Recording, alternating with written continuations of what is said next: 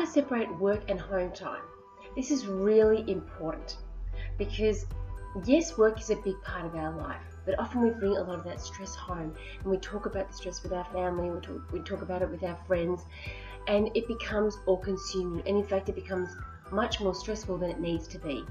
Because work, whilst it's a big part of our personality and it is part of our identity, it's not who we are. It's not the whole person of who we are. It's a segment of our life. And in fact, most of the time we go to work in order to then pay for the lifestyle that we really want, to pay for our holidays, to pay for our kids' educations, to pay for our homes.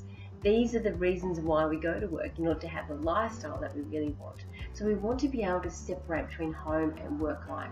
So one of the best things that I think to do, if you can, after you leave the office, now obviously, if you're working from home, it's a bit different. But even if you're working from home and you're going to pick up the kids from school or kindergarten or childcare, start to think, okay, now once I've finished my day, how am I going to separate this? So park your car a little bit further away from the childcare so that you can walk for 10 minutes before you get there. Or if you're leaving the office, walk from the office for another 10-15 minutes till you get to your car or public transport or whatever it is. Have an actual physical separation where you're going, okay, now it's time for me to disengage and to get into my other part of my life. So we want to separate those things. So bringing that stress home, try and reduce that, and then make an actual shift between that time and lifetime.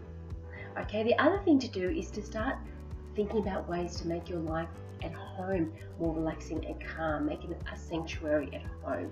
Now, I think it's very important to be organised at home, but not to the point where it becomes stressful if there's one aspect of disorganisation around.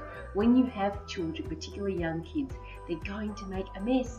Even older kids do too, they're going to make a mess. But with older kids, it's easier in a way to help them to be more responsible because they are older and they're actually physically able to do it.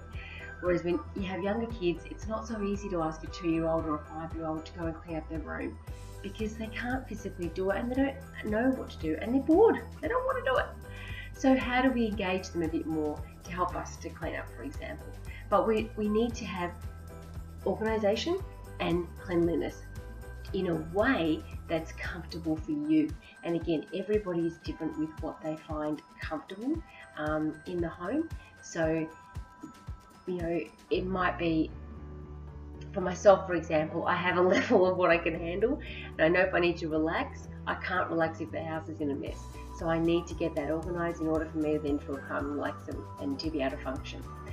Someone else might be okay with that, and that's not good or bad, it's just what you can handle. I'll have a threshold, I can handle a bit of mess, and then it gets to, no, I've had enough, and now it's got to be clean.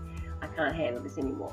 So it needs to be functional for you, but the main thing I think is about being organised.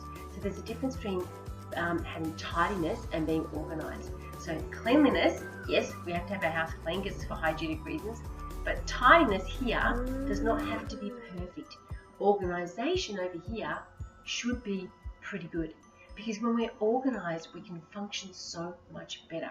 So just even things like having categories in the kitchen of where you keep particular things, having categories in the bedroom. I love the Home Edit, for example. The Home Edit have a great functional system. I highly recommend you look in the Home Edit up. They've got nothing to do with me, but I just love the way that they think and they operate. They have everything very well organised. They organise for other people, and it's great because even if you just take some of these philosophies on board, it will help you to feel more organised and function so much better and stop wasting so much precious time. If you can find things so much easier, you just function so much better in your life and you make things so much easier for yourself.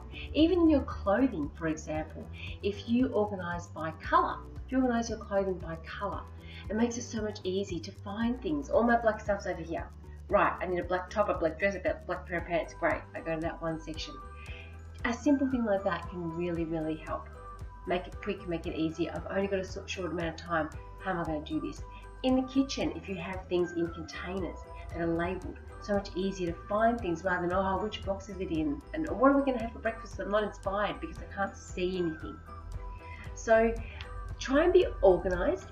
Try and separate your home life from your family life, and then have a way of separating the actual mental state between work and home as well.